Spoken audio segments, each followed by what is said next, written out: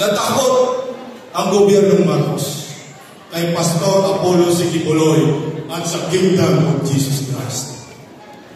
Kaya inapi-api kung ano-ano ang pinagkagawa ng gobyernong Marcos kay Pastor Sikibuloy, pati kongregasyon niya ay nadamay dahil sa kasakiman sa kapangyarihan.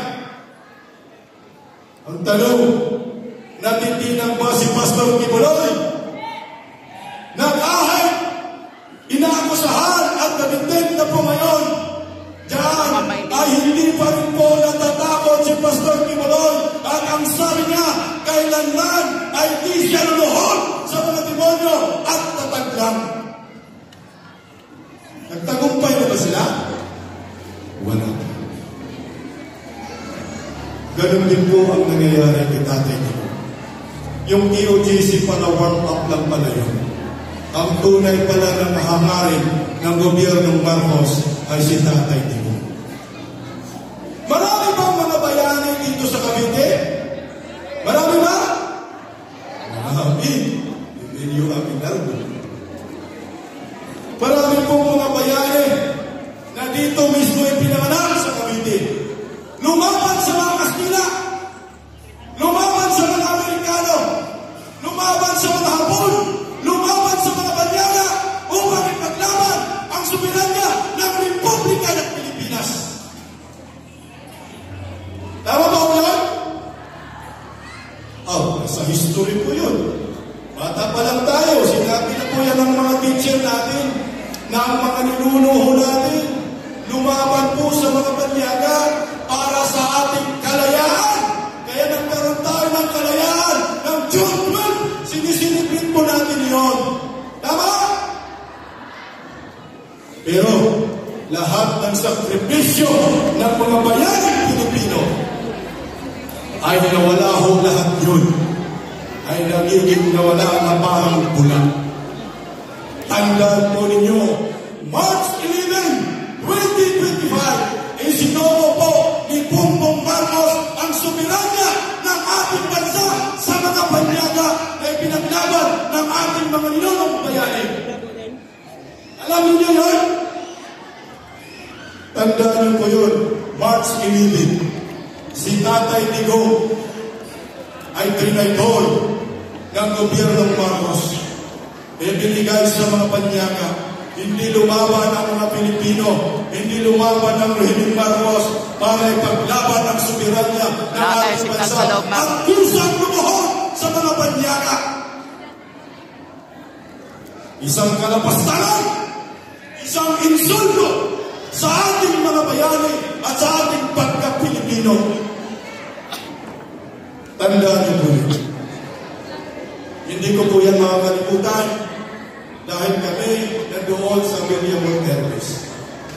Minsan, hindi pinagbigyan ng gobyernong Marcos si Tatay Digong lahat ng karapatan niya bilang isang Pilipino, bilang isang former president ng ating bansa na nagsakripisyo bawat isa sa atin. Inibigyan po nila si Tatay Digong.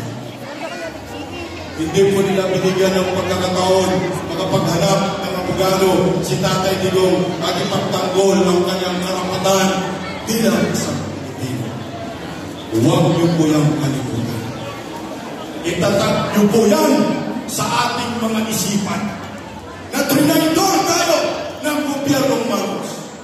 Alam niyo po ba, yung March 11, sino po yung polis na nagtalantado kay Tatay Digong? Sino? Grabe ho. Ang sabi niya, hahatakin ko yan. 80 years old, sinabi na yan, hahatakin former president. Alam niyo po, nagulat ko ako sa kausap ko kagabi. Dahil nagkaroon po kami ng rally day doon sa Liwasang Bonifacio. Binulungan niya ako na ang sabi niya sa akin, Bisda, nanonood ako sa channel mo.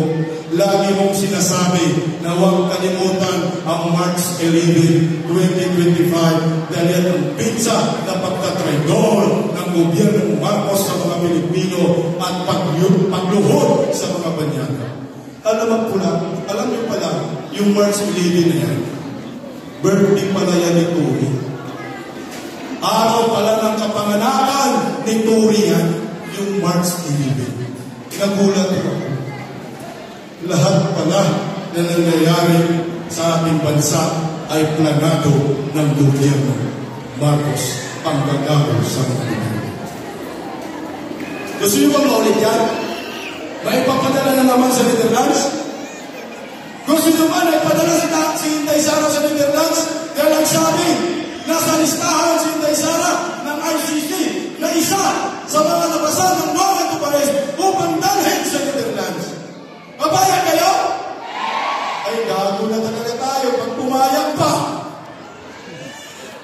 Hindi na nga po tayo lumaban.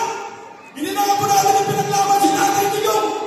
Inayaan ako natin dalhin ng mga demonyo sa Netherlands. Tapos Inday Sara. Kaya ngayong Mayo 12, ito yung panahon, ito yung oras, ito yung tsansa na makaganti tayong lahat laban sa gobyerno ng Marcos. Pumili po tayo ng leader. Huwag po tayong pumili ng mga politiko. Kakaiba po ang leader, iba rin po ang politiko. Pag sinabi po natin leader, pag sinabi po natin politiko, ano yung nasa isip ninyo pag politiko? Buhaya! Ano ba? Ha? Kumakap! Ano ba? Banga! Ano sabi yan mo, ha? Ate, ikaw ba sabi yan? Hindi ako. May pulis na, nakakas naman ako. Ganito yun. Pag sinabi mo pong politiko, normal po yan na mangangako sa inyo tuwing eleksyon. Tama? Gaya ng isa dyan na nakaupo na sa Palasyo ni Polvoron na kapag ako'y nanalo, ang kilo ng bigas ay 20 pesos na lang. Natupad pa? Yan yung politiko. Pag nanalo, anong gagawin ng politiko? Magnanakaw. Mangawat man yan. Yan yung politiko. Yes, ma'am, si Bala. Ang sabi nga ni Tatay Digong kay Pastor Pipo, alam mo, Pastor, pagkawatan ka, ang dami pong tao. Nasa dugo yan. Kaya nasa dugo nila ang pagkakawatan. Yung mga politikong mga buhaya na walang alam kundi maglimas sa kaban ng bayan.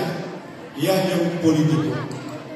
Sabi nga, pag nanalo, magbigay daw ng ginto. Baliktad! Nagnakaw pala ng ginto. Yan yung politiko. Leader ang ating hahanapin ngayong Mayo 12. Leader ang kailangan natin ngayong Mayo 12. Sawang-sawa na tayo sa mga politiko. Palitan po natin ang leader.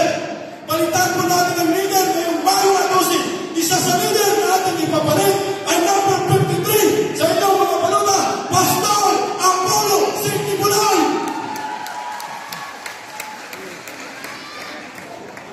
Umalak pa kayo. Ganito po, ipapaliwanag ko po sa inyo kung bakit leader si Pastor Apollo Sikibuloy. Si Pastor Kibuloy, kahit nasa detention center, meron na po siyang nagawang panukala na 71. 70 plus na po na panukala. Panukalang batas para sa mga Pilipino. At ang panukalang iyan, lahat po ay nakagawa na niya. Si Pastor Kibuloy ay hindi ho nangangako. Si Pastor Kibuloy, lahat ng plataforma niya ay nagawa na niya. Meron siyang Exhibit A. Ito po yung Kingdom of Jesus Christ. Ano ang pamunahin? Pamunahin kayo ng Yes, Pastor ma'am, nanay. Kibuloy. Pangit talaga yung signal. Zero korupsyon sa ating bansa. Hukumpitay sa lahat po ng mga kurakot. Nagawa ni Pastor, zero korupsyon. KOJC.